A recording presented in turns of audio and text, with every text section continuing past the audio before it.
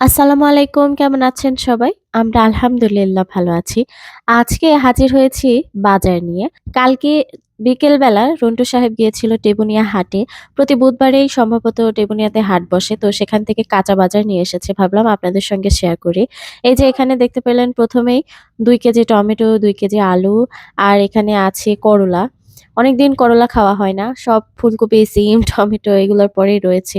তো বলেছিলাম একটু যেন করলা নিয়ে আসে, ভাজি করে খাবো। আর এখানে রয়েছে কাঁচকলা। আমার শ্বশুর-আব্বা এবং বাচ্চাদের জন্য কাঁচকলা নিয়ে এসেছি।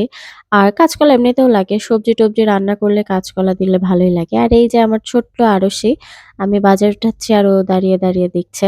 আর এখানে রয়েছে ২ কেজি আদা। আদা আ ৳২০০ কেজি। সরি ৳১০০ কেজি হয়েছে। এজন্য ২ কেজি এনে দিয়েছে। যেন রোজায় ঈদ আরামসে চলে যায়, আমার কোনো চিন্তা করতে না হয়।